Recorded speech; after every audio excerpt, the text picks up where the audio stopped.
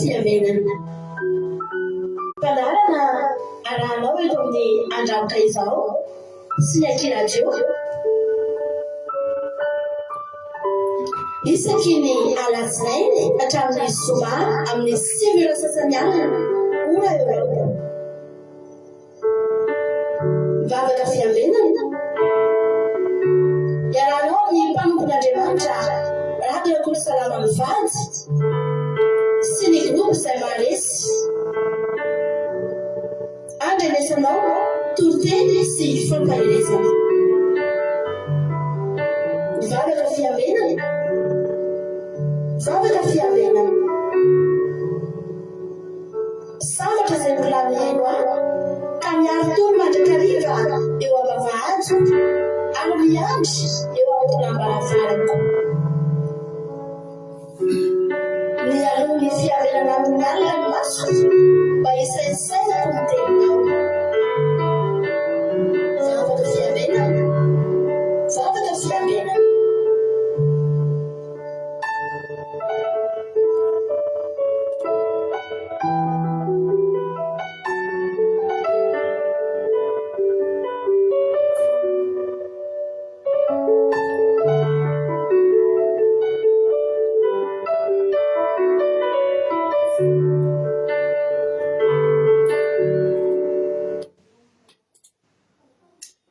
Alléluia, dia amin'ny fifaliana lehibe indray raha lasina mba malala no mihaona amintsika amin'izao fotoana izao dia faly be indray ny tenako mihaona aminao eto androany dia manonona ny fiadanana ny tompo ho amintsika tsirairay avy isa-tokantrano isam-batan'olona izay tonga miaraka aminay eto amin'ity androany ity dia arabaina ianao tonga soma tsara eto tena rahabaiko manokana mihitsy satria dia raha iseo tena fahasoavana anao mihitsy ny tafiditra mba miaraka aminay eto indray androany isika rehetra miaraka hiaino tenin'Andriamanitra. Alléluia, ka dia tonga sosika tsy diso adresaka koa ianao raha mila fampaherezana ary tsy tonga fona fotsiny eto ianao raha somary reradreraka fa natao hampaherezana anao mihitsy ty fandarana ity antindray sasany io ny raha antsika raha ela indrindra dia matoky fa tsy antindray sasany lany fotsiny sy verimaina fotsiny amin'ny fiainanao fa tena andraisanao hery andrindrindrindra ny faninanao amin'i Jesosy raha ty fandarana ity ka dia tahiny tompo ary isika rehetra andolotsika mino azatra endao mivavaka metraka amin'ny fotoana ampirantan'Andriamanitra dia andao tahiny tompo ary tsika metsika fitenenana avy hatrany ary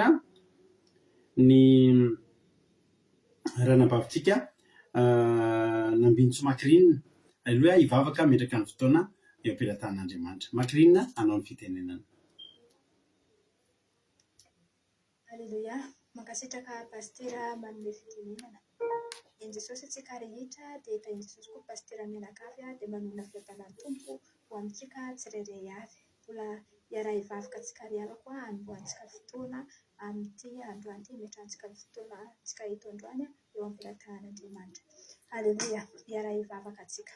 Andriamanitra Rene masina tsara indrindra misaotra anao zahay Jesosy malala fa mbola velonay soamantsara, mbola namindranao fo mena hery tanjaka Jesosy ary indrindra Jesosy mbola nomenao izao fotoana izao fa zava-dehibe aminay tokoa izao fanomezanao fotoana anay ty Jesosy malala dia mankasitraka tompo misaotra Jesosy malala dia ho voninahitra ho anao rery ihany Jesosy malala dia ankehitriny Jesosy malala dia velonay zahay Jesosy malala dia mbola mangataka ny teny avy aminao Jesosy malala, mangataka ny feonao Jesosy hibitsika amin'ny fonay tsirairay avy Jesosy ny fandaharana izay ataonay eto Jesosy malala dia ny fitoriana ny teninao Jesosy malala dia anao any hamangy ny fanahinay, hamangy ny fonay Jesosy malala, any an-lalinany Jesosy malala dia hibitsika hiasa mahery izany teny izany any amin'ny fiainanay Jesosy malala, hiasa mahery amin'ny ankohonanay, hiasa mahery amin'ny magnodidinanay izany teninao izany Jesosy malala dia ho tanteraka aminay tsirairay avy izany teny izany Jesosy izay araka ny sitraponao tsirairay avy izany Jesosy, araka ny sitraponao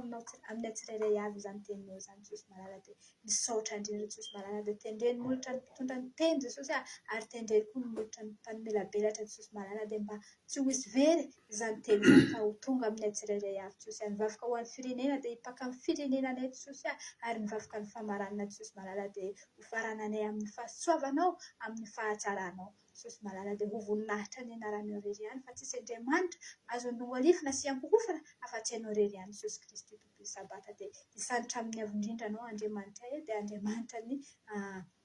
Andriamanitra ny nofo rehetra ianao Jesosy Kristy tompony sabata misandrahatra amin'ny avy indrindra tompo. Aleluia, amen.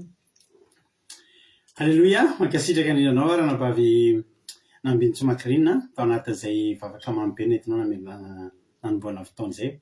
Andriamanitra manankiray-pahasoavana maro fitenao dia mitomboy sasy fahasoavana hatrany dia mahereza foana amin'ny asan'ny tompo. Raisoariny tsodrano tsodranotsika na dia amin'ny bokin'ny Deutéronomia toko fa 1:10 Deutéronomia na Deutéronomia toko fa 1:10 andininy fa 1:10 ka hatramin'ny fa 12 ny tsodranontsika androany. Alleloia. Deutéronomia toko fa 1:10 andininy fa 1:10 ka hatramin'ny fa 12 amin'ny anaran'i Jesosy manao hoe fa ny tany izay alehanareo ny tany izay efa alehanareo olovana dia tany be tendrombohitra sy lohasa sady mifoka rano avy amin'ny ranonoran-danitra. Dia tany izay tandreman'i Jehovah Andriamanitra ao, ny mason'i Jehovah Andriamanitra ao dia mitsinjo azo mandrakariva hatramin'ny fiandohan'ny taona ka hatramin'ny fiafarany. Halleloia. Aza dindravana fa izao lalana lalovantsika izao miditra amina tany anankiray tsika. Io tany fihazakazahana io dia tany fanomponan'Andriamanitra, lalambe amin'ny fanomponan'Andriamanitra. Halleloia. Io tany idiranao io raha androany koa ianao vao manetretra hiditra amin'izany dia tsy mba tany ravaka izy andiny fafody fa ny tany izay idiranareo olovana dia tsy mba tahaka ny tany Egypta izay nivoahanareo, izay namafazanao voan'ny zavatra, ny voan'ny zavatra sy nandemenina ny tongotra ho rano tazy tahaka ny fanambolenanana. Alleloia. Mety niaina amin'ny fiainana mahafinaritra ianao talohan'izao, mety niaina fiainana mampalahelo ihany koa ianao, fa za mitenanao hoe na inona fiainanao tany aloha tany randroano no nanapa-kevitra hivavaka hiditra amin'ny lalambe amin'ny fanomponan'Andriamanitra dia ny tany izay efa alehanao olovana, satria ty tany ty fiainana ty dia olovantsika hatrany an-danitra ho fiainana mandrakizay dia tany be tendrombohitra sy lohasa sady mifoka rano avy amin'ny ranonoran-danitra. Nokan-drano dia ranonoran-danitra indrindra no tsaka amintsika dia tsika nifokan'izany. Alleloia. Dia ho tany mahavokatra. Alleloia. Ary izao no tena zava-dehibe ny mason'Andriamanitra mijery an'io fiainantsika io, mijery an'io lalaka alehantsika io, mijery an'io toerana andehanantsika io. Andro aman'alina mandrakariva ozy izy hatramin'ny fiandohan'ny taona ka hatramin'ny faran'izany mandava-taona hijery anao any amin'ny mason'Andriamanitra. Mandava-taona ny Andriamanitra hikarakara anao androsaka ny ranonoran-danitra eo amin'ny fiainanao dia ho vokatra ny fiainanao. Tahiny tompontsika rehetra ray zanjozany zany Tinana Kotoazaka France $100 Koweïty Yama Koweïty Lovlitina France Azana Sylvie Koweïty artisan de Madagascar France Miliard André Malala Allemagne Merso Beanzana Arabie Saoudite Asany Apostole Madagascar Rantany Marie Charline Madagascar ndao aloha tsika mba iraban'ny any Charline. Halleluia. Ndao tsika iraban'ny any Charline fa 70 taona androany ny Charline. Halleluia. 70 taona androany ny Charline. Halleluia. Tena ndao tsika irary soa azy fa zava-dehibe anisan'ny ray aman-dreny eto amin'ny fandaharantsika eto zany ny Charline zany feno 70 taona androany izy.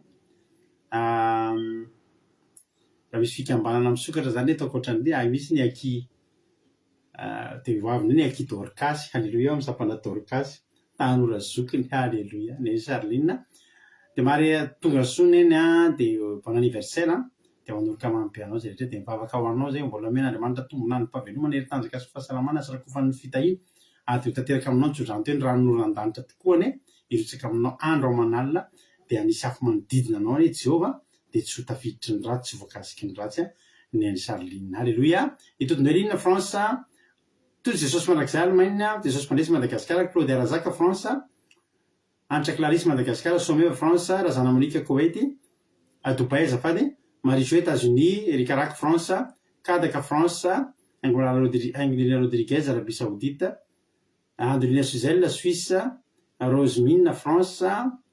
Alléluia. Rosemina France Jesosy Merko Koweïty Sira Moramela France dia tonga soa ihany koa Merso Beanzana Arabie Saoudite Erika Rak France Jesosy Mpandresy Madagascar Soameva France $100 Koweïty Yana Miarniana France Jessica Patici France. Halleluia.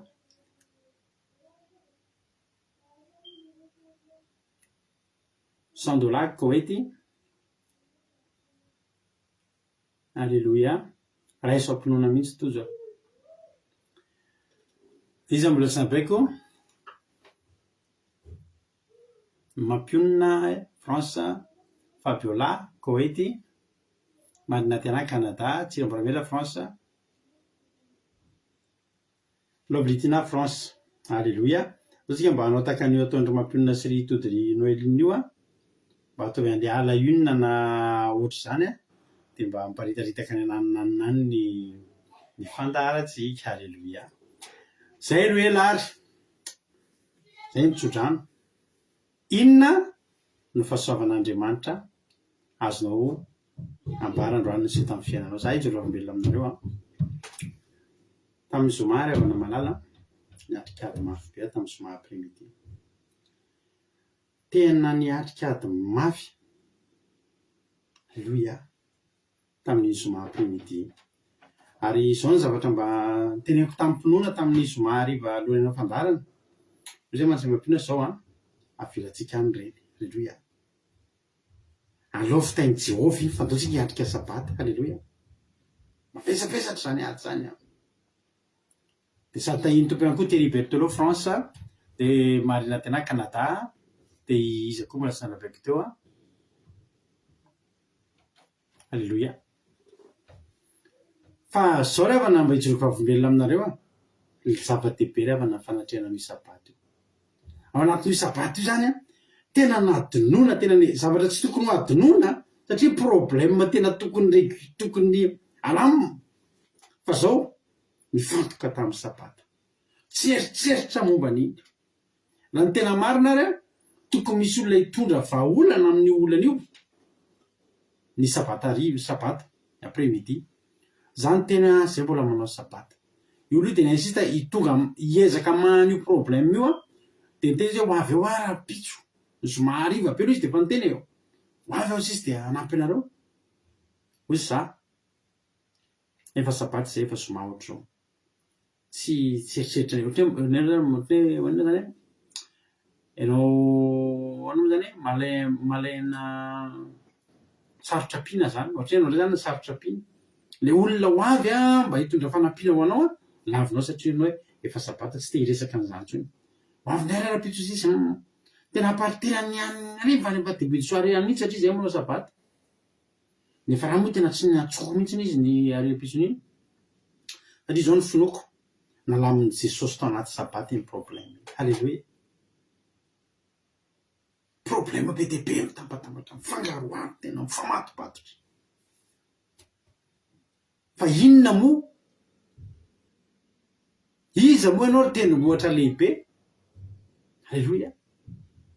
Fa zao nahetry ny Jehovah, nazerany Jehovah tao anaty sabata zany tendrombohitra lehibe zany dia zao tonga aloha ny lahady mbola teoteo ihany le izy mbola somary. Fa rehefa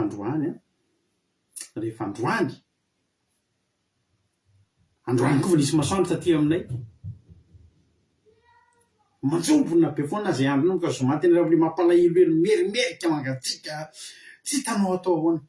Nomboka androany ny foany maraina miainga niatrika an'izany zavatra rehetra zany dia zavatra tsapako nisy hafanana, nisy masoandro miposaka, nisy hafanana zao tena ke Jesosy aposaka ao anahy io. Alleluia.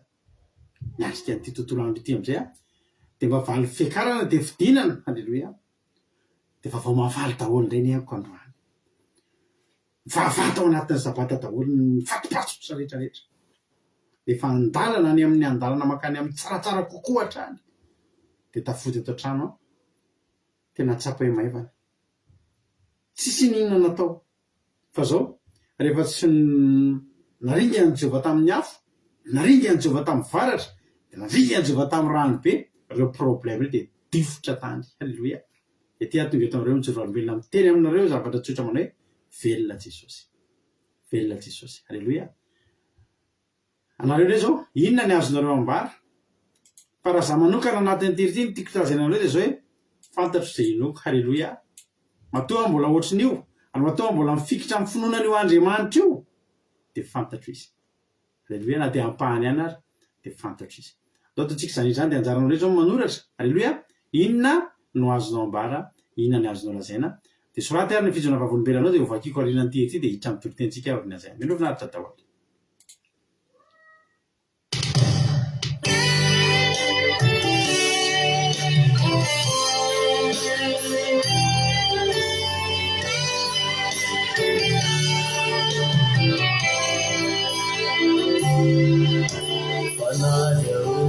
misy malahelo azao ety misy maso iray nena mijery ka tsy atahotra nanangozozo ny filoko fantatro izay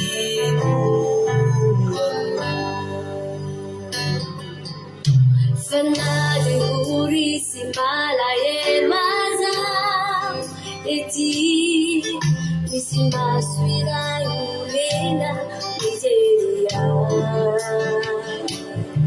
ka tsy atahotra nangozozo ny finoko fantatro izay loako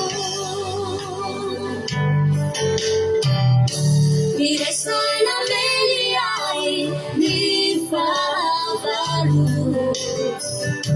Mi chasanya no fairano si au bimaru Nefizomula atutia ni sewa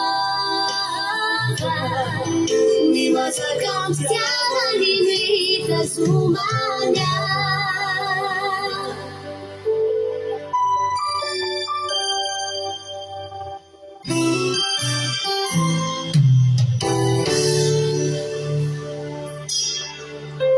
Ingeli rafiki ufa nikengrinya haiku Fanyaya iluku yuno atina haiku Ewanila kwem Efatimidi ifi Yewa minya sufita linya Kumita pifi Uiziwe Sartizani raketani fitya Babani Amujaja Wewandila kwisi Nasida kauri ni fuku Malaysia Safanta jizaino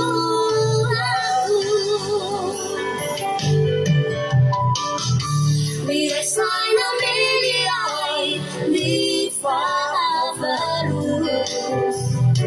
Mi chiasanya fairano si au bimaru Nefizamula tu Chiarisewa Ni masakam tiara ni vita sumanya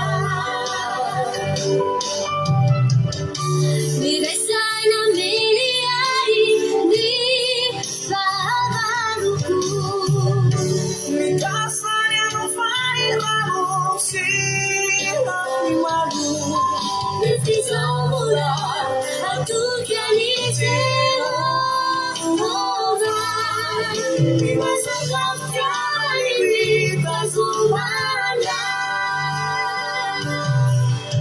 Fanale urisi malahelo azao ety misy maso iray olena mijery ka tsy atahotra nangozozo ny filoko fantatro izay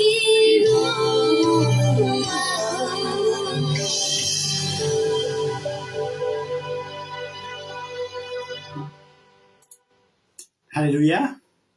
Na mitady amely anao zany fahavalo na voadidy na fahavalo takiny ahoana renao dia zao ny ataovy ao tsy-hainao. Mbola lehibe noho ny olona anao sy ny fahavalonao rehetra mitambatra mbola ampiana an'ity zao tontolo zao ty ny herin'Andriamanitra ao aminao. Halleluia. Tahiry Jesosy ary tsika rehetra noaramaky izy ary nanoratra voalohany sondolaga va nanoratra voalohany teo tahiry Jesosy ary sondola hoy sondola halleluia dia raiko Jesosy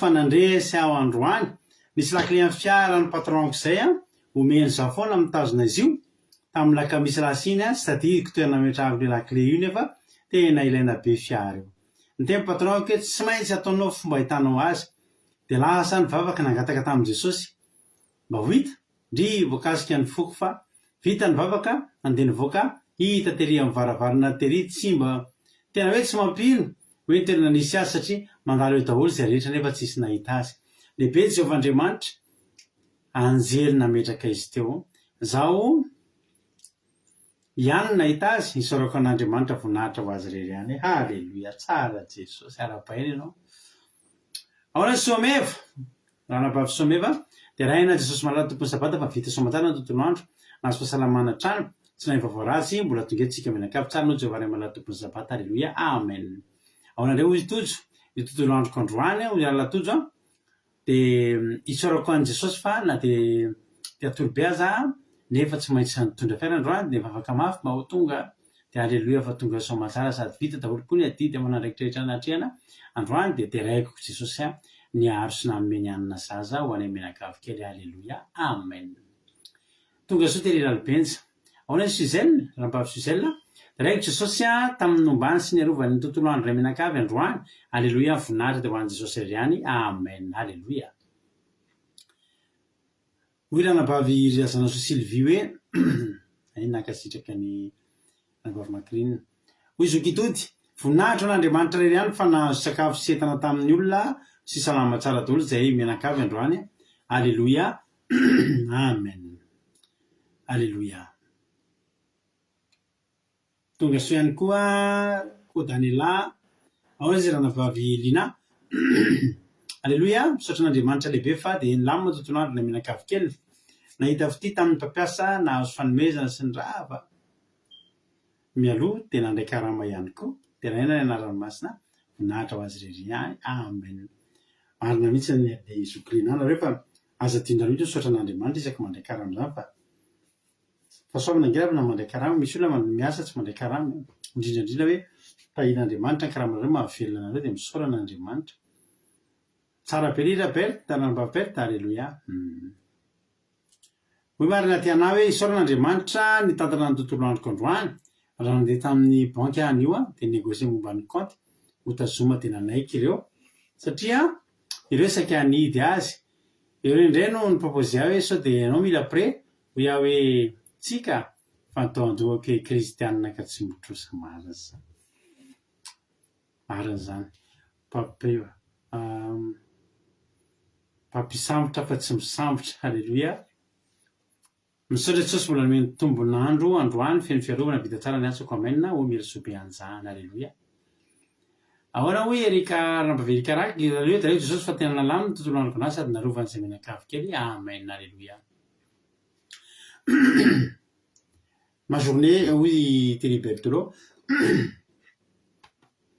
ma journée au travail s'est très bien passée sous la pluie mais la présence de Jésus m'a donné la joie au travail.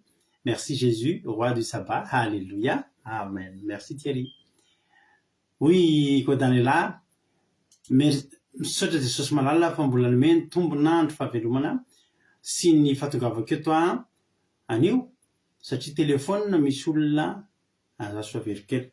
Misaotra Jesosy malala fa mbola nomeny tombon'andro fahavelomana sy ny fahatongavako eto anio satria telefôna nisy olana anio velona de maty tena misaotra Jesosy malala fa tsara izy voninahitra ho azy rery ihany halleluia amen velona de maty de velona satria velona de maty de maty velona de maty de velona maty de velona de maty velona farany mahatonga halleluia tsara Jesosy hoy ranabavy Berta misaotra n'Andriamanitra na fitantanany feno ery tanjaka nomeny zay sahazanay mianakavy halleluia amen tsara Jesosy ao izy ranabavy Fabiola halleluia voninahitra n'Andriamanitra rery ihany fa voninahitra be ny tontolo androko androany nomeny zay sahaza tandroany ao ary sy ny mpiara-miasa tampoko saika mainy rano mangotraka satria nikarakara sakafo za de nampangotraka rano anaovana spaghetti za de ny bataiko ny vilany misy rano mangotraka dofotra tamin'ny zoron'ny latabatra de ny ola teo akaikin'ny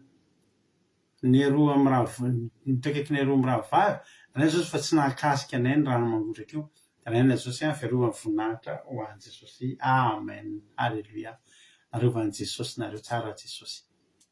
Ao raha tiana rahana tiana rakoto zaka misaotra ny Jesosy ny tenako a. Na dia nisy aza ny problème samihafa mbola navita sabata masina Jehova, halleluia. Sabata masina Jehova somatsara ihany ny tenako. Misaotra ny Jesosy ihany koa mbola navita didy somatsara.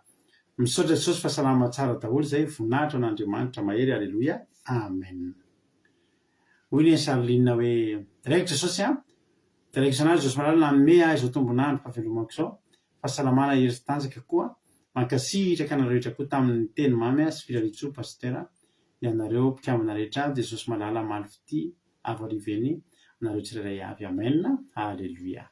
Ao nareo izy zokiaza sy kapatitsy, misaotra anao Jehova Andriamanitra, famindraponao isa-maraina dia raina koa izy, misy ny fandarana io, raiko koa hanomezanao ny tolotsaina ka vita soa ny asa rehetra natao androany, halleluia, amen. Misaotra ho izy zokiaingodrika izy, halleluia. Dia Jesosy tamin'ny fahasoavana ny meny sy ny fiarovany ary ny fitantanany any menakavy kely tamin'ny volana janoary iny, ary mbola velonaina nahatratra izao volana izao, volana vaovao izao. Dia misaotra an Jesosy fa nilamina tsara ny tontolo andro, dia misaotra azy koa fa tena feno 10 taona androany ny zafikeliko, dia raiko Jesosy amin'izay vita andretra, halleluia. Izy anarany zafikely ndao irarisoa ny zafikely ny Aingodina Rodriguez koa tsika, bon anniversaire dia tahiny tompo a ho ambin'Andriamanitra amin'ny zavatra rehetra ny zaza, halleluia. Dia manoroka mamy ny zaza koa izay menakavy, halleluia. Zay angambany a, zay daholo ny fijonona vavolombelona dia ho tahin'ny tompo ane a ianareo rehetra. Hitsavatra any amin'ny toriteny aritsika, ny toriteny izay hoentina navavitsika Junarda any Liban, avy any Liban indray zany ny toritentsika androany, ka dia andao ary teo dia hoentsika zavatra any ny fitenenana, dia avy eo amin'ny veroneto ny tenako a mamelabelatra, halleluia, ny tenin'Andriamanitra, halleluia. Navavy Junarda tonga dia menanao avy hatrany ary ny fitenenana, amen. Tain'i Jesosy pasitera menakavy, tain'i Jesosy atsika rehetrarehetra, mankasitraka pasitera nanome fitenenana resiko fifaliana ho ary havana hitondra tenin'Andriamanitra mintsika amin'izao rivariva zao. Resy mibebolontsika ary havana fa alohany amakiantsika tenin'Andriamanitra dia misy tantara kely tantarako amintsika dia hakantsika lesona. Dia tantara ty ry havana tena hoe tantara marina izy ity a, tantara ny tantaran'ny pasiteranay mbola kelikely zay ny tantaran'izy ity, tena hoe tiako be zay ty tantara ty, ary tiako be koa tantara ty a, hitantarako izy ty amintsika tsirairay avy. Dia zao izy ry havana izy mpanompon'Andriamanitra anankiray lehilahy izy io, tena hoe niaina tamin'ny fahatokenan'Andriamanitra izy a teo amin'ny androm-piainana. Ny asan'ity mpanompon'Andriamanitra ty ry havana mivarotra beboly boky mandeha ambanivohitra ohatran'ireny. Dia indray andro a andeha ambanivohitra lavidavitra izy a, ny toeran'izay halehany io a mila mandalo alabe, nefa ala ry havana feno jolahy mpamono olo mpandrava olo dia tsy maintsy mandalo amin'ny ala io izy. Rehefa lasa izy a dia hiditra amin'ny ala io dia nitsakanan'olo izy a, dia nitenenan'olo hoe ianao miandrasa rampitso, miandrasa olo maro a, fa tsy mbola nisy olombitsy a nandalo amin'ny ala io nivoaka velona.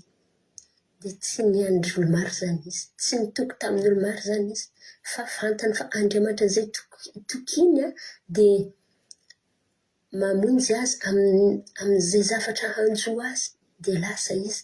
Rehefa misasasasaka ty alabe ty a, nivoaka tsirairay ireto jolahy reto, dia nivoaka farany a nisy sefondreo jolahy reto mitondra vola amin'ny saka.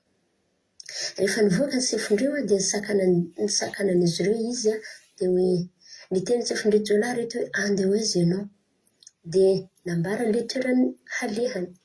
Niteny koa sefondreo jolahy reto hoe angaty fantatrao izy, nilazanay amin'ity ala ty ianao mbola mahasahy mandeha irery ohatran'izao izy. Dia namaly mpanompon'Andriamanitra hoe fantako izy, fa ny programako tsy maintsy ataoko.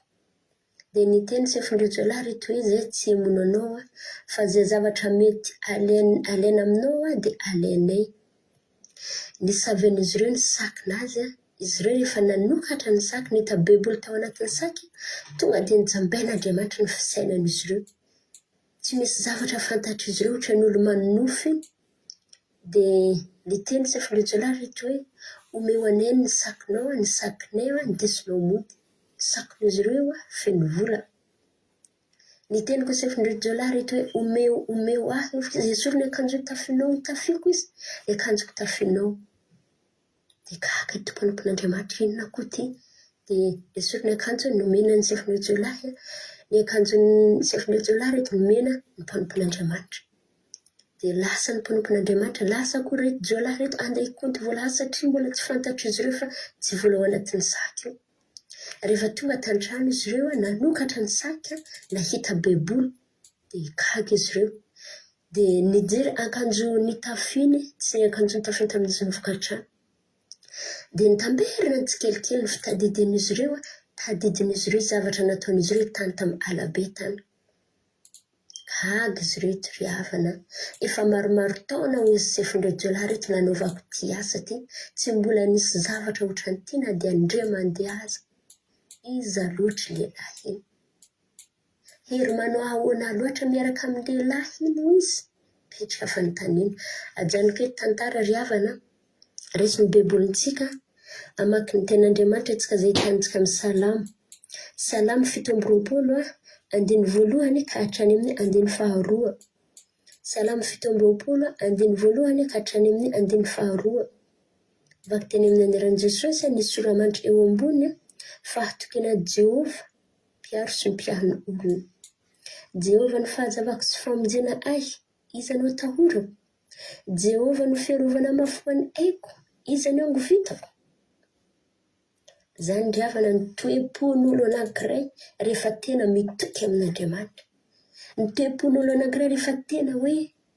mitoky amin'Andriamanitra amin'ny androm-piainana tsy manana ny atahorana zany izy tsy manana ninona ny angovita rehefa tena mitoky amin'Andriamanitra satria fantana fa Andriamanitra zay itokiny dia mahavita mamonjy azy na ninona na inona aty zay hatrehany tsy manana fahatokinan'olona zany izy tsy mitoky amin'olona zany izy fa mitoky amin'Andriamanitra etoko andeny faharoa hoe raha manatina hinana nofony tsy fanahy izay fahavaloko sy rafilahiko dia izy ihany ny tafiny teo nakalava teto ato mpanompon'Andriamanitra ty rehefa hitan-dreto jola reto ny antsainan'izy ireo hamono handrava nefa tsy vitan'izy ireo mbola izy ireo koa nanome vola ty mpanompon'Andriamanitra ty ohatran'izany ny ry havana ny homban'Andriamanitra rehefa n'olo anankiray efa tena mitoky aminy tsy takatry ny sainantsika no homban'Andriamanitra antsika eo amin'ny fiainantsika rehefa tena mitoky amin'Andriamanitra amin'ny androm-piainantsika ry havana mety maro ane ny olo hikasa hanao ratsy anao mety maro ny fahavalonao mikasa hamonanao nefa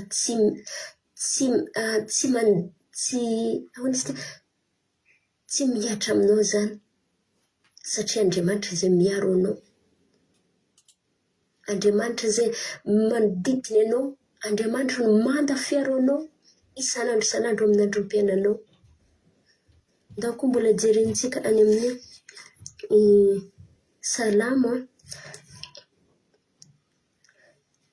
salamo araka amin'ny 90 andiny efatra ambin'ny folo ka hatrany amin'ny andiny fahiny ambin'ny folo salamo araka amin'ny 90 andiny efatra ambin'ny folo ka hatrany amin'ny andiny fahiny ambin'ny folo vaky teny amin'ny andron Jesosy izaho niraketany satria izaho niraketany fitiavana dia hamonjy azy aho hanandatra azy ho any amin'ny avo aho satria mahalala ny anarako izy hiantso ahy izy dia hamaly azy aho ho eo aminy aho raha ory izy hamonjy sy hanome voninahitra azy aho ho vokisako faelavelona izy ary asehoko azy ny famonjena satria izaho niraketany fitiavana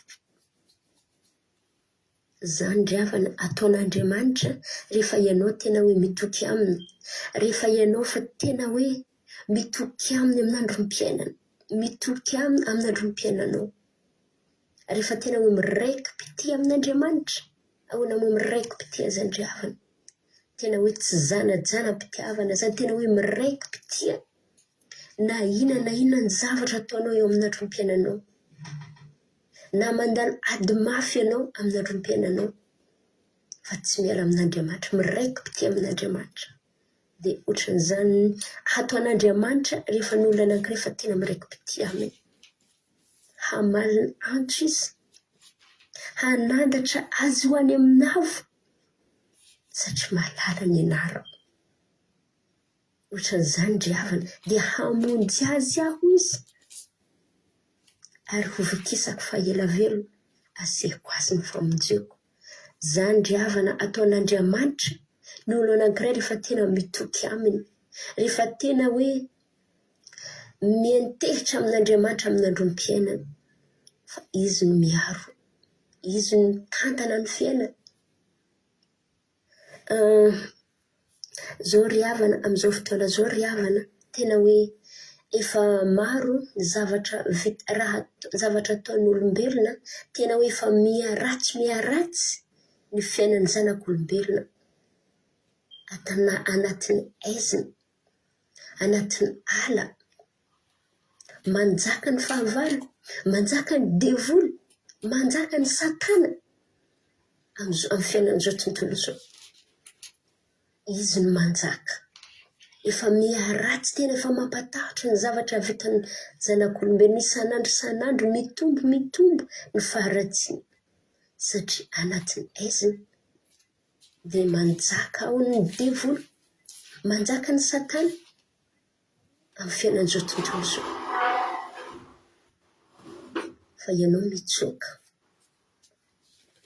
fa ianao miala, itsikasianao miala amin'ny aizina, mandeha amin'ny mazava, miala amin'ny ala, hiditra any amin'ny mazava, tsy maintsy hanakana ny devoly, tsy maintsy hanakana ny satana, tsy maintsy hampatahotra izy, hoaizy ianao, angaty tsy fantatrao fa za manjaka amin'izao tontolo zao.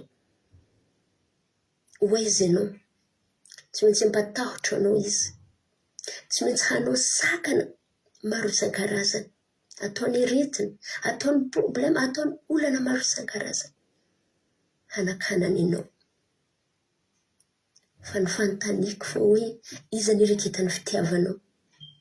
Fa raha Andriamanitra nanao ny lanitra sy ny tany, Andriamanitra le avo indrindra ireketan'ny fitiavanao, manomboka andrany aza mifantoka amin'ny olana izay ataony devoly, aza mifantoka amin'ny problème ataony satana, aza mifantoka amin'ny sakana izay ataony devoly sy ny firongo, aza mifantoka amin'ny fampitahorana ataony devoly isan'andro, fa mifantoha amin'Andriamanitra ilay avo indrindra.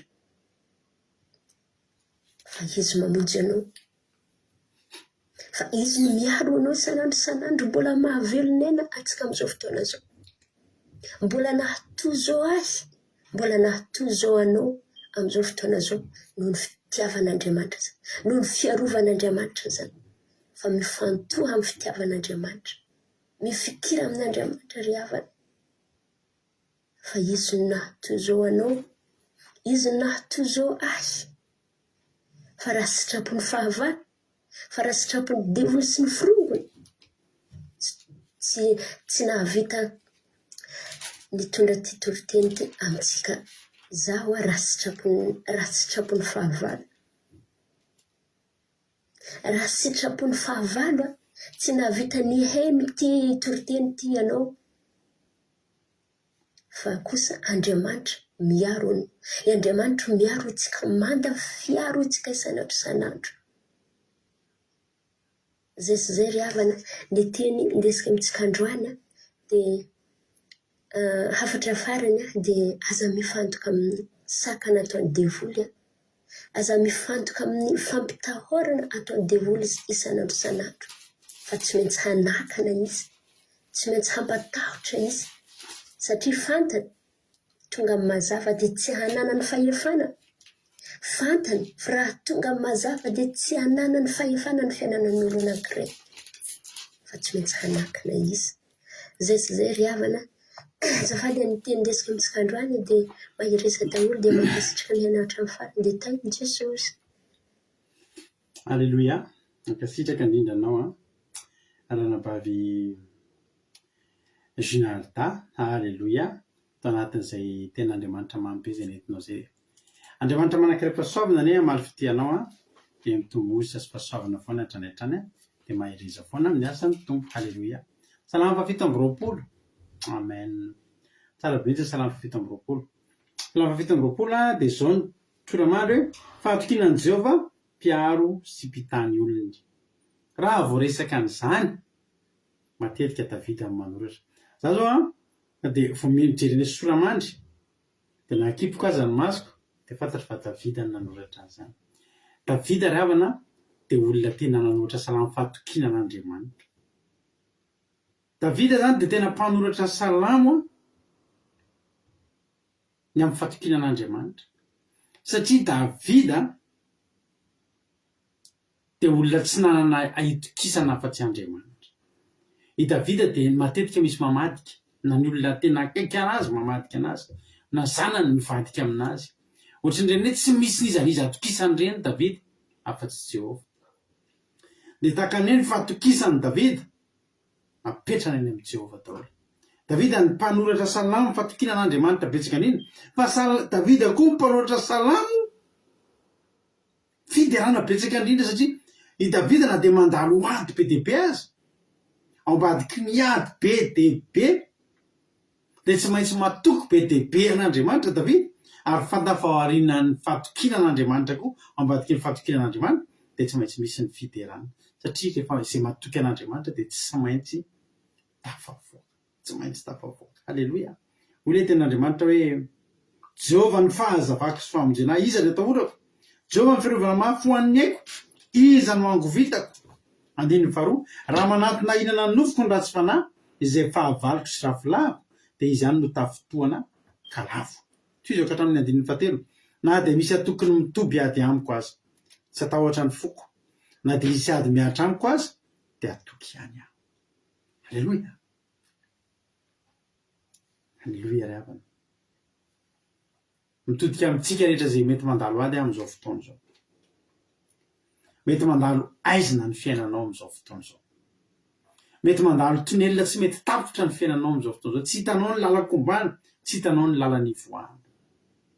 Hitanao io lalan'ivoahana io raha misy jiro ianao. Ny mahatonga ny olona rehetra tsy tafavoaka dia maizina ny lalan-kalehany. Fa sy jiro ange io tsy mitsapatsapa-tsony ny olona iny, fa mety andao aty ny lalana, ry ny lalana. Halleloia. Ry misy varavarana ry alavitry. Jehovah ny fahazavako. Halleloia. Sy miara-mandeha amin'ny Jehovah zany dia manana ny mazava, dia tsy mitsapatsapa amin'ny maizina. Taloha ry havana za tena variana mihitsy ny mpandinika rehetra dia gaga daholo variana ny amin'ny fomba ny tantaran'Andriamanitra ny zanak'Israely. Halleloia. Ny fomba ny tantaran'Andriamanitra zanak'Israely mandritra 400 taona. Ianareo zany tany efitra tany amin'ny tany efitra zany. Atsy efitra. Mijery any farak'izay lavitra ianao, tsisy ninona hitanao, tsisy repère, tsisy famantarana hitanao, tsisy tsato-by, tsisy plaky, tsisy panneau.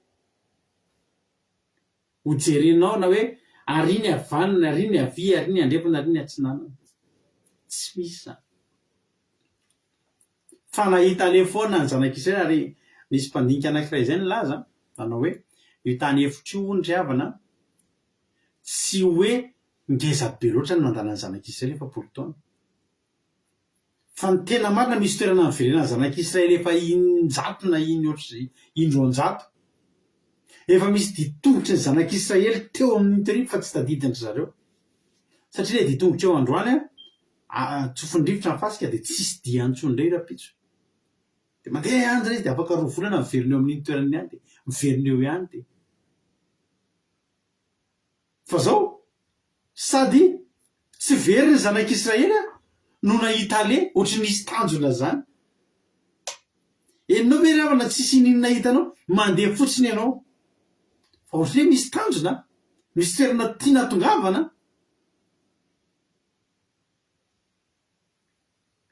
Ny zava-manan'aina hafa nahita hoe reny ihany le nandalo teo, ny voromanidina sy ny vorona-piasa na itoerendray ry zareo fa mandalo fa zanak'isy re tsisy reperany amin'iny fa Jehovah mifahazavana ho an'ireo. Teo ny androraona noho ny atoandro, teo ny androraona andriafo noho ny alina. Jehovah no nitaridalana andreo. I Jehovah tsy mba very zany. Haleloia. Jehovah zany na any an-danitra na eto an-tany dia tsy very zany Jehovah. Haleloia. Fa any an-danitra sy ety an-tany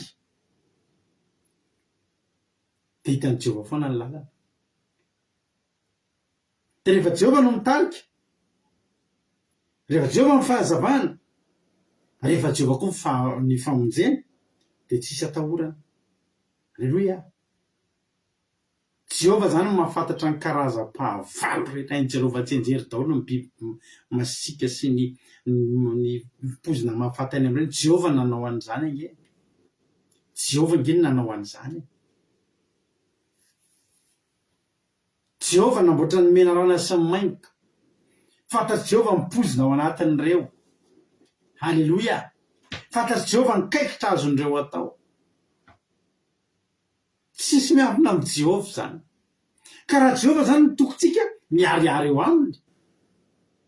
Na dia ny herin'ny fahavalontsika rehetrarehetra ary fantany. Ny fisaina ny fahavalonao fantatry Jehovah.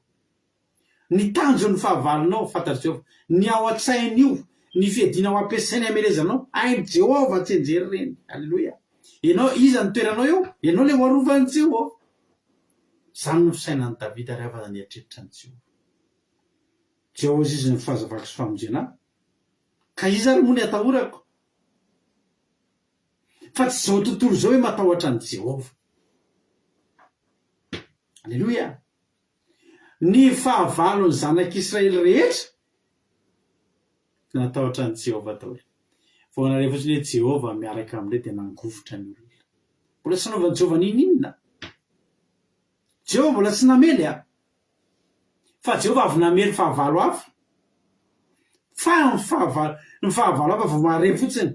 Tsaroana ingeo sy hitana ingeo sisa ny nataon'ny Jehovah nareo tamin'ny Egyptianina. Dia natahotra ny olona. Vao ankehintsika ny anao zany toroteny zany ny havana. Haleloia. Ny havana tamin'ity Josoany ny fahavalo. Haleloia. Ny Gibeonita. Haleloia. Jehovah mifahazavako sy famonjena sady mitsilo ny lalako no mamonjy ahy. Ka iza moa zany ny atahorako io Davida? Jehovah mifiarovana mafy ho an'ny eko. Iza no miango vitako? Haleloia. Raha miteny ny Salamy 8:20 i Jehovah ingaravana ny mahatonga andreo fahavalo tonga dia matahotra. Jehovah rehefa mamely ny fahavalo tena mamely mafy. Zao ny tena Andriamanitra ny 20 amin'iny Salamy 8:20. Andriamanitry ny Andriamanitra ny famonjena antsika. Ary any Jehovah Tompo ny fanafahana amin'ny fahafatesana. Inona moa faratapony amin'ny faharesena tsy fahafatesana? Fa any Jehovah fanafahana antsika na dia amin'ny fahafatesana azy. Andriamanitry ny Andriamanitra. Andriamanitra no Andriamanitry ny famonjena ho antsika. Any Jehovah Tompo ny fanafahana amin'ny fahafatesana. Fa mba satriana ahoana? 9:20. Fa Andriamanitra mamely mafy ny lohany fahavalony dia ny tampon-doha lava volo an'izay mandroso amin'ny fahadisoany. Inona moa ny hevitry ny olona lava volo zany? Tareo ny olona lava volo reny. Ny olona lava volo tareo reny amin'ny film reny a. Reny amin'ny film hitantsika hoe Jesosy lava volo be reny a. Dia tsy reny ny tena marina. Fa ny lehilahy ao am-baiboly dia olona tsara hety volo. Tsy manao lava volo hoe le rebelle zany. Iza moa le rebelle, le film le rebelle iza nahita an'izany tany. Tsy ohatr'ireny zany ny hety volon'ny Jiosy. Fa tsara hety tsara. Ny lava volo a dia endriky ny olona afa-boninahitra. Endriky ny olona tsy mitafy. Raha misy zany eto lehilahy na manaraka an'ity fandarany ity izy na sendra mandalo eto dia tadidio fa tsy sitrapon'Andriamanitra ny lehilahy lava volo. tsy hoe lavalava volo ohatran'ny Jonatana fa le tena lava volo le atraty le lava volo reny misy tsy sitrak'Andriamanitra tsy ara-baiboly reny ary tsy ataontsika zanak'Andriamanitra ny manao lava volo re volo asa rakorakon'lehilahy tsy manao andreny tsika lehilahy alao indray ary sola aleloia fa Andriamanitra mamely mafy ny lohan'ny fahavalony dia ny tampon-doha lava volo an'izay mandroso amin'ny fahadisony ny fahavalony ihany zany ny lava volo ny afa-boninahitra rehetra ny lava volo reny zany dia asian'Andriamanitra mafy reny fa ny anazy kosa arovany amin'ny fahafatesany aleloia dia inona ary tokony hampatahotra antsika Salamo faharoa amby enimpolo Salamo faharoa amby enimpolo andininy voalohany Andriamanitra tokoa mbola Davida koa ty araka ny tekitany hoe Davida matetika mandolatra salamo fa matetika mandalo ady dia salamo fatokina an'Andriamanitra ireo dia solomaritra hoe ny fiatobenan'ny fanahy zay manantena an'Andriamanitra na dia mafy azy ny famely ny fahavalo ny fahavalo nke mamely mafy tena mamely mafy nke ny fahavalo ary mikatsaka ny ainao tsisy problème tsy hikatsaka ny ainao zany fa ny problème rehetra dia toa hikatsaka ny ainao zany ny tanjony io ny fahavalo rehetra dia tsy misy anafosafo anao zany fa ny fahavalo rehetra Jonatana tsy lava volo fa lava sanga aleloia dia ny hamono afaty Salamo faharoa amby enimpolo andiny voalohany hoe Andriamanitra tokoa ny atombenan'ny fanahiko avy amin'ny famonjena izy koa ny vatolampiko sy famonjena dia fiarovana avo aho ka tsy angozozo loatra dikan'izany mangozozo kely ihany no nitahotra satria olombelona rehefa mieritreritra amin'ny Jehovah indray ianao dia tsy mangozozo tsony aleloia amena andiny fa enina nge jerentsika andiny fa dimy miatomena amin'Andriamanitra tokoa ianao ry fanahiko fa izy no antenaiko izy tokoa ny vatolampiko sy famonjena dia fiarovana avo aho ka tsy mangozozo aho haleloia ry havana inona ny tokony atahorantsika raha ohatra ka hoe Jehovah mombantsika io zany tsisy akanontany tsony hoe firy ny fahavalonao tena ola ten'Andriamanitra raha manatinainana ny nofoko ny ratsy fanahy izay fahavalo sy rafilava dia izany ny tafotoana kalavo aleloia na dia misy atokony mitoby ady amiko azy tsy haiko mety mitambatambatra aminao mihitsy zao fahavalo reny le antokony tonga ny mpitako fatrano tonga ny karazana problème maro miara tonga amin'ireny zavatra rehetreny mety tsy fantatra mety misy very asa eto mety misy mikatso tampoka ny fidiram-bola tonga ny aretina tonga ny problème rabolo isan-karazany simba ny tomobile te voalohany io fatrano mbadika izany hoe mbola misy mamosavy ihany koa zao mba mahafinaritra amin'ity Andriamanitsika ity ny Andriamanitsika tokana fa mahay mamono fahavalo be dia be indray miaraka ozy ny tenin'Andriamanitra hoe ataony takany famely olona ray Jehovah zany mahita andreo antokon'ireo misy atokony mitoby sy mitoby hiady amiko azy izy dia tsy atahotra ny foko ary na dia misy ady efa miatra amiko azy dia atoky ihany zany hoe Davida zany na be dia be ary le fahavalo dia zao ny ao an-tsain'i Davida za tsy matahotra ary efa ao anaty ady izy efa anaty ady zany efa tena ao anatiny mihitsy ozy izy Davida atoky azy ihany aleloia misy reportage hitako totraka rehefa tany misy an'le Amerikanina chasseur d'ouragan zany hoe zany tena rehefa misy an'le ouragan reny le rivo-doza be tena fofore dia ny ataony zareo tena miditra ao anatin'ireny mihitsy mijery inona ny tena zava-mitraka ahoana ny fomba hiadivana amin'ity tsy haiko na rehefa nitan'izay reportage izay tena mampatahotra mampangoroana jerena izy ny olona zany vao tonga ny ouragan dia mitsoka midina any ambany anaty any amin'ny sosolina any anaty lakavy any ny olona miafina rehefa tonga ny ouragan tsoka ny ohatra eto amin'ny tanàna reny dia any andry zokoma région moa feno matetika misy ouragan le tena tafidrivotra be tena typhon mihitsiny dia zao misy an'reto groupe reto groupin'olona rehefa tonga io dia misangy an'io ny ataon'ireo miditra tena miaraka amin'ny katikatra be anina be dia tena hidirany eo aiza le ino le izy fa tamy avy any dia hidirany zareo ao anatiny mihitsy le izy tena mampangoroana mijery an'zareo miditra anatin'le izy mandeha camion be zay ry zareo Jehova, alleloia, rehefa mahita ny olona antsika io, alleloia, tafidrivotra be. Dia ny ataon'i Jehova dia izao, alleloia. Raha ao anatin'io tafidrivotra io zany ianao, dia ny ataon'i Jehova dia izao, tsy manala anao anatin'ny tafidrivotra ny ataony, fa hidirana ao anaty tafidrivotra. Alleloia. Tadidinareo ny tantaran'ny izy telo mirahalahy, Sadraka sy Mesaka sy Abednego. Inona no nataon'i Jesosy? Inona ny vahaolana nentin'Andriamanitra? Niaro an'izareo tsy hiditra anatin'ilay lafaoro ve? Azon'Andriamanitra tao zany. Fa izy Andriamanitra tsy izay ny vahaolana. Tsy izay ny tsara kokoa. Azon'Andriamanitra tao ny tena nandefa anjely ny sitona andreo niala teo, dia tsy niditra tanatin'io lafaoro io. Ny tanjon'Andriamanitra tamin'ny lafaoro mirehitra afo ny Sadraka sy Mesaka sy Abednego dia izao. Voalohany indrindra, mba ho hitan'ny fahavalony. Raha manatona hihinana ny nofoko ny ratsy fanao izy izay fahavaloko sy rahalavo, dia izy ihany no tafotohana kalavo. Izao ny zava-nitranga nampitomboana fito ely ny hafanan'ny lafaoro. Alleloia.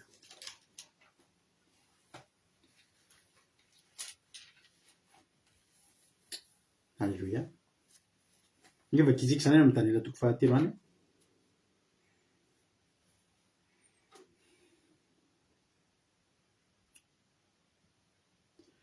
Daniela toko fahatelo andininy faharoa amby roapolo. Satria mafy ny tenin'ny mpanjaka ka natao mamay indrindra ny lafaoro.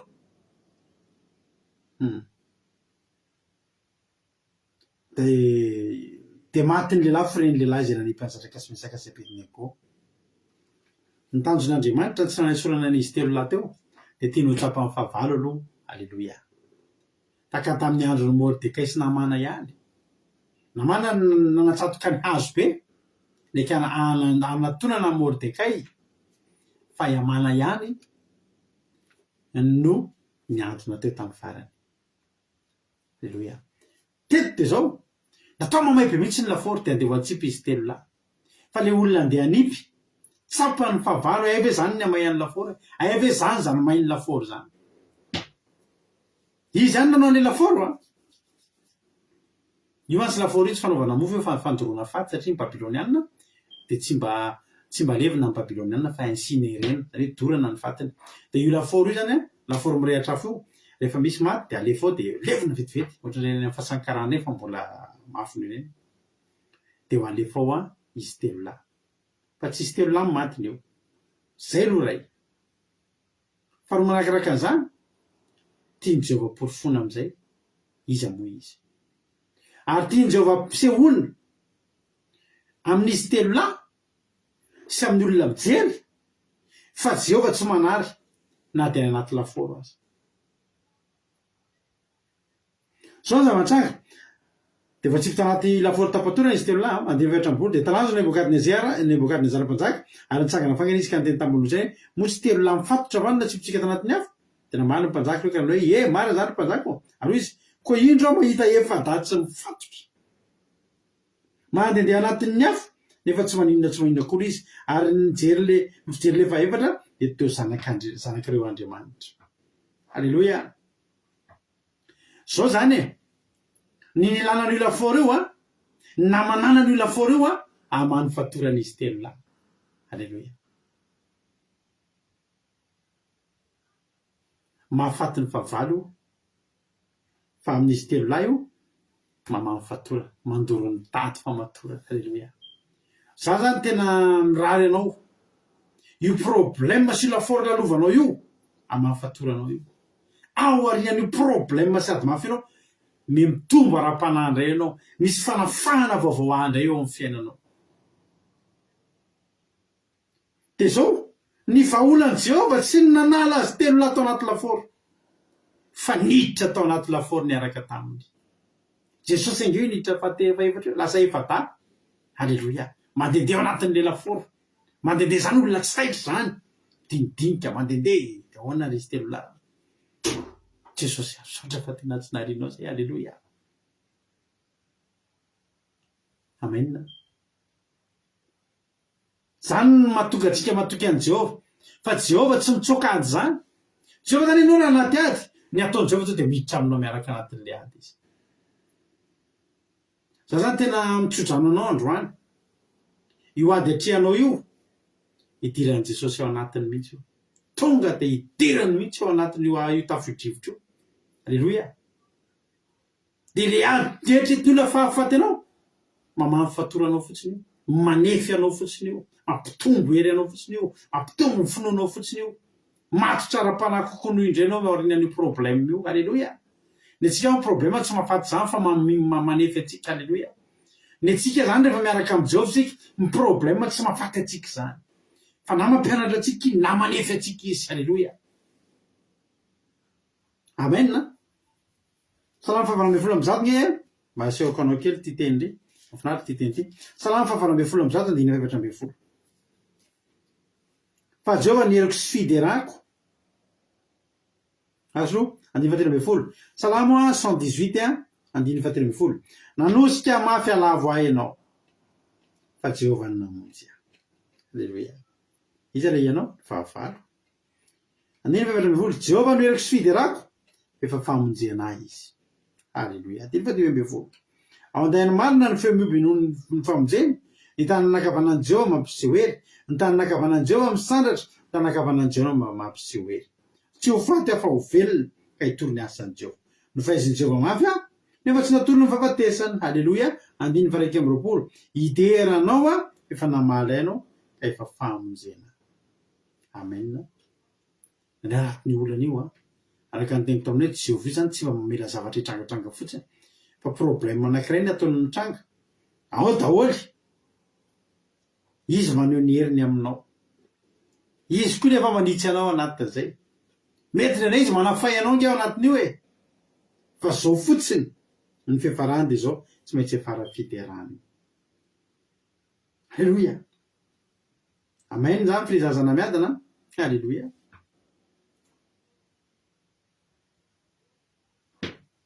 Tsara Andriamanitra. Isaia 12.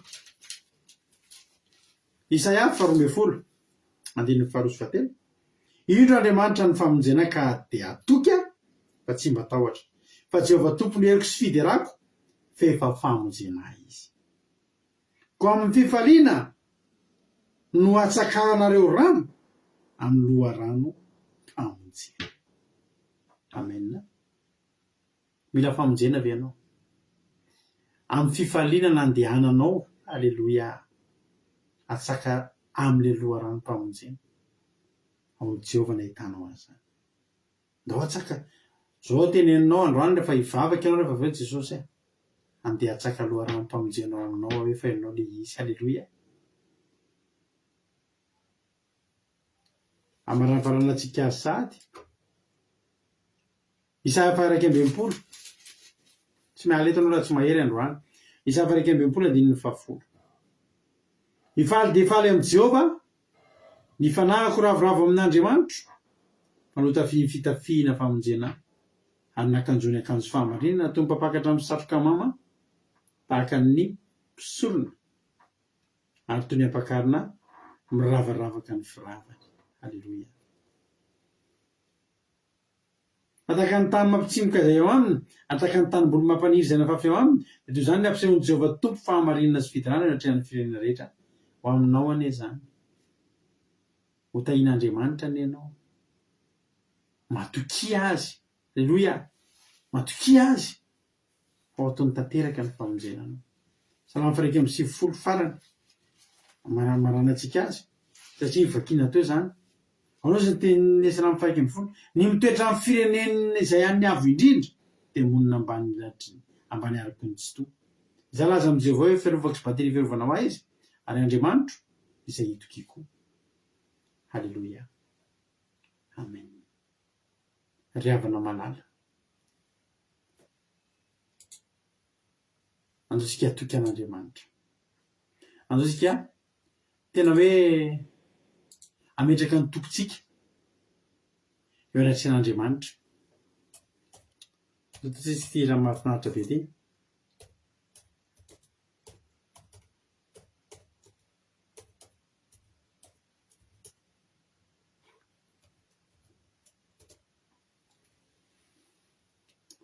Alléluia.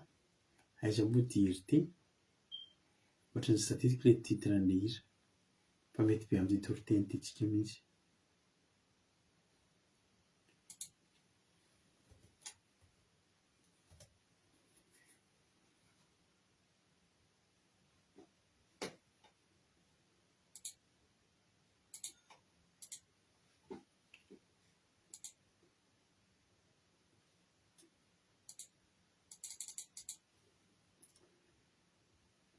Mino fa nanapelanao zay teny zay tonga ny fizarana fahatsapantsika. Inona no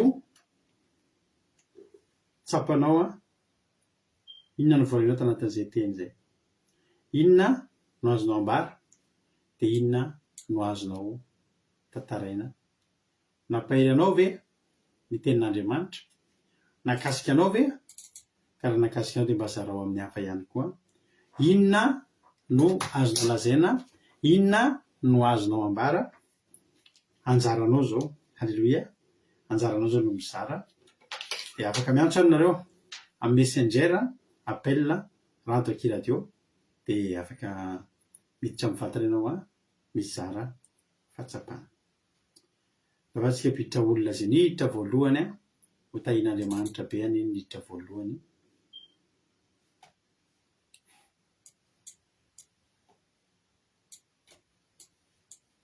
Lasaloha ary raha ohatra ary ka efa ao ary raha navavitsika marina tena dia mena zavatra ny fitenenana. Marina tena inona ny azonao ambara, inona ny azonao lazaina anao fitenenana. Eo makasitraka pastera name fitenenana makasitraka anareo mianadahy koa mahafinaritra sady mampahery be ny toriteny andray. Makasitraka indrindra ny zoky Jonardava tena ilay tantara teny am-boalohany tena ohatrany tonga dia nanintona be. Ny tena nanamarika anahy andrany izany hoe Davida hoy izy pastera teo hoe tsy matoky olona mihitsy fa i Jehova ihany no itokisany. Ohatrany tonga dia nanamarika be izay teny izay. Dia faharoa ny fahavalontsika izany tsy tonga hoe hanafosafo antsika izy fa hamelo mafy antsika saingy ny Andriamanitra antsika natokana azy dia mahafaty olana be da be ka tahaka Davida izany tsika tokony hatoky anay Andriamanitra. Dia Jehova tsy tonga izany izy hoe matetika tsy tonga izy izany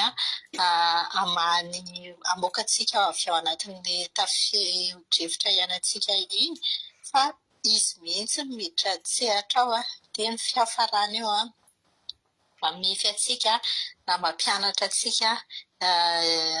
Dia faharoa manaraka an'izay mampitombo antsika ara-panahy aorianan'izay fanefina izay. Dia ny fahatelo fidiranan'Andriamanitra. Dia mankasitraka anareo mianadahy fa marobe ny toriteny Andriamanitra ny tahanareo hatrany ary ampitombo-bositra anareo tainy tompon-taona. Alléluia, mankasitraka indrindra anao nanavavy marina tena ato anatin'izay fizarana fahatsapana mamy be izay dia Andriamanitra manakam-pahasoavana ny maro fidianao dia mitombozy sy fahasoavana hatrany mahereza foana amin'ny asan'ny tompo. Halleluia. Mapiditra olona hafa manaraka indray ary sika. Izy indray ary no izara fahatsapana manaraka ao. Halleluia. Raha efa ao indray ary nanavavitsika Jonathan izay tompon'ny toriteny ihany moa izany no izara fahatsapana dia metsika azy ny fitenenana inona ny azonao ambara ary androany. Maheno ve pastera azafady? Maheno tsara mihitsy an'izay. Mankasitrika pastera nanome fitenenana, mankasitrika anareo rehetrarehetra koa tamin'ny teny mamy fa hitako daholo ny komanteranareo fa tsy afaka mamaly dia Jesosy amaly fitenenareo tsirairay avy. Ny zavatra mba nakasika ny Davida tsy nanana n'olony nitokiana izany na dia ray aza fa raha tsy Andriamanitra rery ihany nitokiana. Dia ny Daniel koa ilay latsaka anaty laforo ny eritreritrin'olo andeha handatsaka izy ireo dia hambono nefa ny zavatra andeha hamonoana ny laforo andeha hamonoana dia nanapaka ny famatorana izy ireo. Dia mankasitraka pastera dia teny Jesosy. Alléluia, mankasitraka indrindra anao koa nanavavy Jonathan anatin'izay fizarana fahatsapana mamy be izay dia Andriamanitra manakam-pahasoavana koa maro fitianao dia mitombositra sy fahasoavana foana hatrany dia mahereza foana amin'ny asan'ny tompo. Halleloia. Manaraka atao indray ary zara-pahatsapana manaraka indray ary raha ohatra indray ary efa eo indray raha latojo dia tonga dia menazy avy hatrany ny fitenenana. Inona ny azonao ambara androany anao ny fitenenana. Tain'i Jesosy daholo tsika rehetra zara-pahatsaka pastera nanome fitenenana ny nakasika na voalohany tantara ny tantarain'ny ranavavy Juinarda teo na akasika kely tena hoe naneho ny fahatokinan'Andriamanitra tokoa hoe tsy mamela rery Andriamanitra rehefa tena matoky an'Andriamanitra. Dia ny faharoa tena nakasika anazy hoe Jehova tsy mitsoka ady izany fa rehefa misy ady lalovantsika dia Jehova miditra ao anatiny mihitsy. Halleloia. Na tafidrivotra be dia Jehova koa miditra ao anatiny. Afo indray dia mbola Jehova koa miditra ao anatiny. Halleloia. Tena mahafinaritra hoe tena eo foan'Andriamanitra. Dia hoe Davida koa tena mpanoratra salama fahatokinan'Andriamanitra satria izy dia tena natoky an'Andriamanitra tokoa dia tena nanoratra foana izy fahatokinan'Andriamanitra. Halleloia. Dia mbola nakasika an'ilay tao anaty afo teo kely hoe ny problème izay lalovantsika dia tsy mahafaty antsika fa mamamy fatorana fotsiny. Halleloia. Mahafinaritra mahavelo-panatenana. Dia tain'i Jesosy taontsika rehetra. Halleloia. Nankasitraka andrinanao raha latojo tao anatin'izay fizarana fahatsapana izay dia Andriamanitra manana fahasoavana malefity anao mitombosa sy fahasoavana foana hatrany dia mahereza foana amin'ny asan'ny tompo raha latojo. Halleloia. Izy indray ary manaraka ao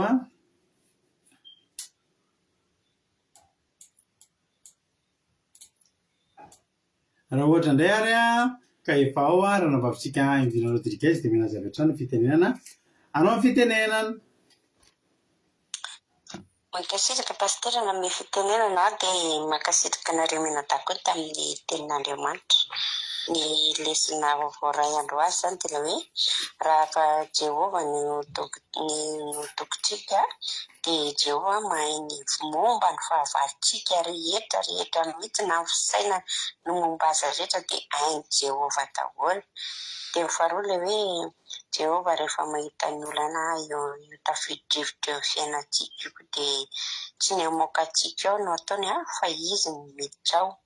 Dia farany hoe na dia efa nafanaina impito avy ny laforo le andorona ny Sadaka sy Mesaka sy Abednego dia tsy nahafaty anazy zany fa tsy nanala anazy tao no natao fa izy mihitsy niditra tao. Jesosy mihitsy niaraka amin'ny tao dia lasa efada izy ny tao. Dia izay ny tena nakasika be pastera. Mankasitraka indrindra tain'i Jesosy. Amen. Halleloia. Mankasitraka indrindra anao nopavy Invina Rodriguez dia Andriamanitra manankarepasoavana malefity anao dia mitombositra sy fahasoavana hatrany daholo nareo rehetra izay zara-pahatsapana teo. Eno ira avy hatrany ary tsika dia satria tsisy fizara-pahatsapana niditra intsony dia eno iritsika dia ordinatera tonga dia hiditra mivavaka dia hamarana ny fotoana sahady. Halleloia. Ndao ary meno mafinaritra antsika amin'ity hira mafinaritra be ity dia matoka fa hitombo fahatokinan'Andriamanitra indray ianao aoriana ity fandaharantsika ity. Meno mafinaritra daholo.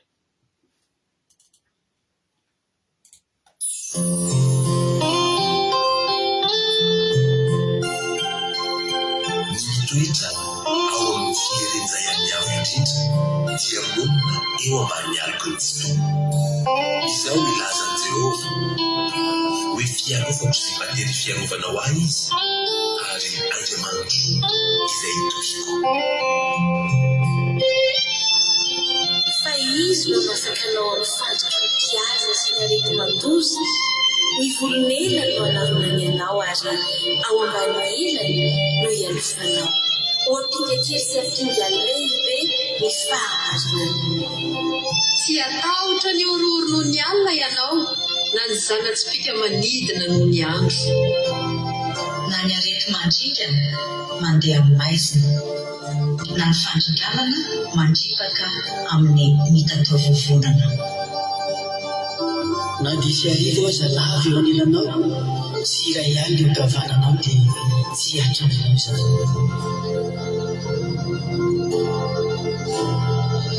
Naisiari vazalabeu anilanao Sirayalindeu ankavananao Ijeri maso fotsiny anao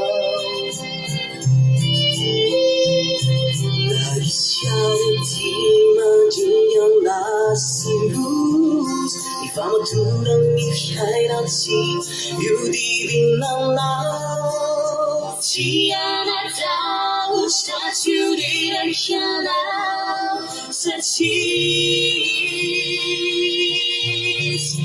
miawanao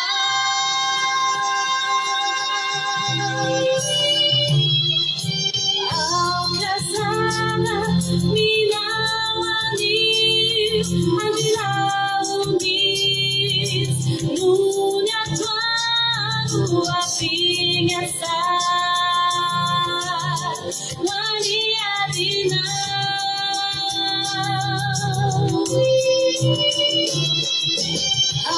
Aukazana manubukayet Andiafuis Nunia inayaru Isi Iziana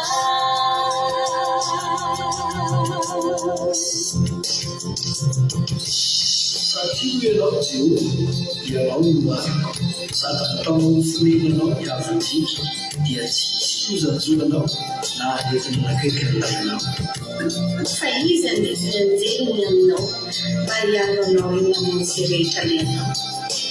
Eny an-tanana ny tondran'ireo anao fa loka fotoana amin'ny vato ny tongotra.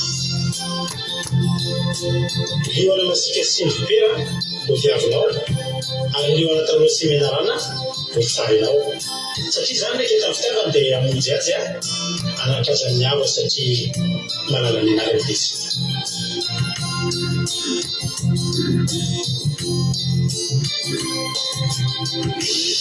Ivo amera pandreja Miarizay hahalavo anao Rufava ifufuana Sitama Deus Svisentum Tiurara cantani Não é ver mais Faizende Quiserana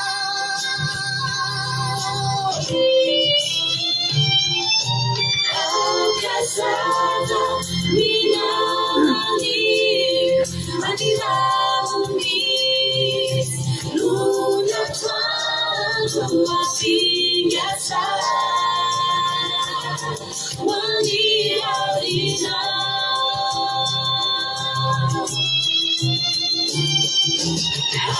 Casada Malucaye Adilafuis Lunia Dinayano Kisi Nidiana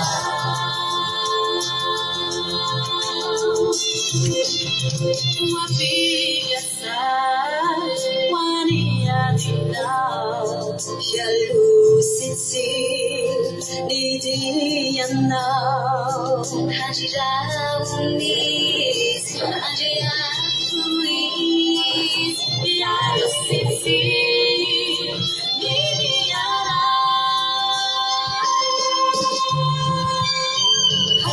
Casada minawani Lunya faru apiyasa Wani adina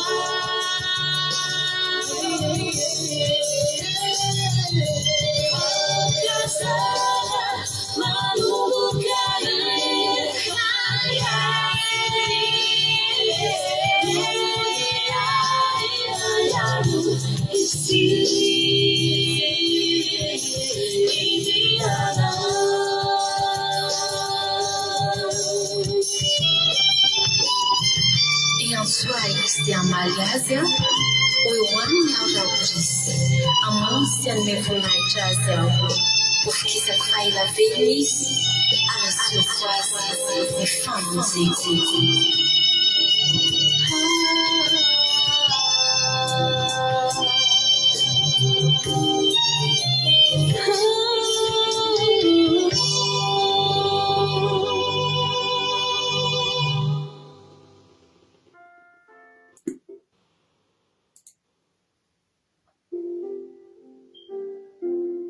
Alléluia.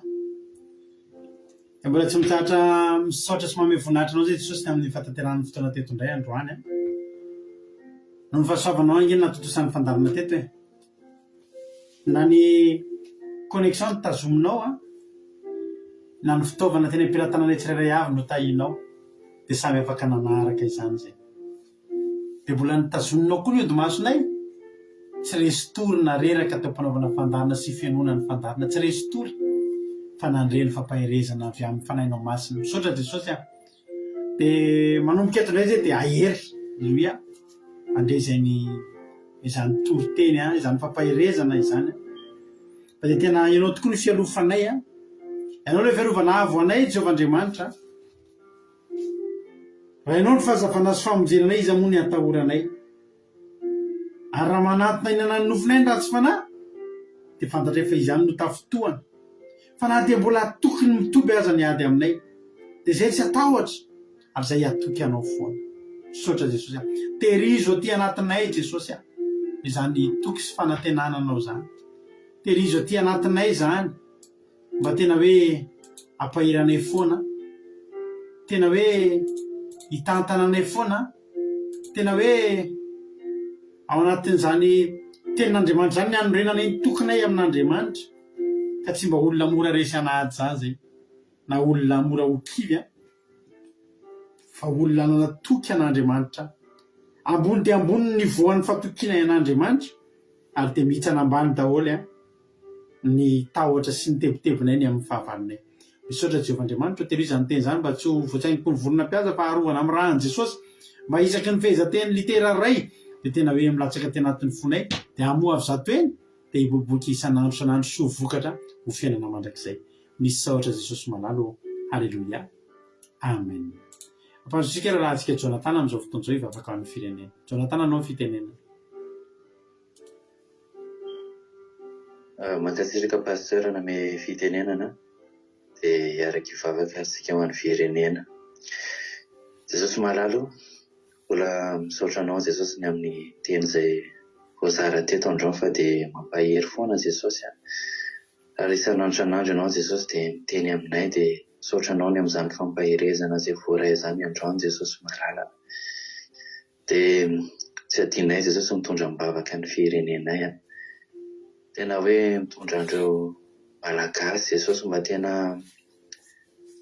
hoe ametraka anao tompo sy mpamonjy tokoa Jesosy malala tena hoe ianao Jesosy no atahorana itanao ireo malagasy Jesosy mbola indraindray Jesosy rehefa mandalo ny ady indraindray rehefa misy fahoriana misy amin'izy ireo dia lasa mandeha manompo sampy lasa mandeha mitoky amin'ny Andriamanitra hafa Jesosy dia izany mahatonga ny fiainan'ny malagasy indraindray tsy voatady Jesosy satria sady mivavaka ihany nefa mifanompo sampy atao ihany dia lasa mahatonga anao tsy mitahy zany Jehovah mampatonga anao tsy maneho anerinao eo amin'ny fiainan'izy ireo dia izany mihitsy Jesosy ny angatany aminao amin'izao ankehitriny izao hoe tena ireo malagasy Jesosy tena hitodika any aminao tena hoe ianao Jesosy ny ataon'ireo oloha laharana Jesosy tena ho tompo sy mpamonjy dia ho asehonao tokoa Jesosy fa ianao no Andriamanitra afaka mamonjy amin'ny fotoana rehetra tsy mba manary ianao tahaka ny nanavotanao an'i Davida Jesosy tena nasehonao foana tahaka nanavotanao ny Sadraka Misaka Abednego Jesosy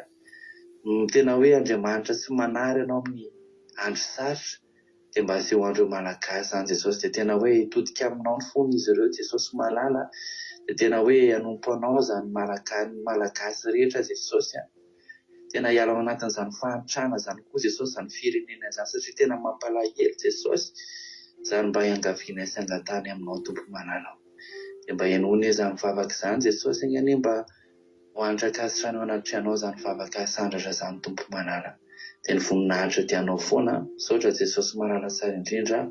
Alleluia, amen. Alleluia. Mankasitraka indrindranao raha Jonathan ato anatin'izay vavaka-mamy be izay nentinao izay. Andriamanitra manakam-pahasahoana mahafitianao dia mitombosa sy fahasoavana hatrany dia mahiriza foana amin'ny asan'ny tompo. Dia misaotra antsika rehetra ihany koa ranabavitsika Jonathan mitondra ny ten'Andriamanitra, ranabavitsika Nambintso Makirinina tamin'ny vavaka fanombohana, ianareo rehetra izay nizara fahatsapana ary nanao rezanao commentaire rehetra teo na tamin'ny teny gasy na tamin'ny teny fazaha dia anareo rehetra tonga teto tsy misy adiny fa dia isaorana. Jesosy mahafitianareo hanonitra avy zato ianareo izy fanavataperana ny firetan-toro izay nataonareo teo tamaly fitisoa anareo any Andriamanitra. Raha mbola tsika amin'ireo lanitra Jesosy ka hatainy tompo venana ny soamantsara dia rapitso antsika mioneto. Halleluia. Rapitso amin'ny ora tahaka izao dia aza diny fa ny Aki Radio dia mbola mandeha foana Aki Radio point radio 1 Aki Radio point radio 1 misy ohatry ny adiny telo amin'ny 1:07 folo maraina amin'ny 1:07 folo rana. Sa mety hainy tompo daholo mahiresitsika tsirairay avy. Halleluia. Amen.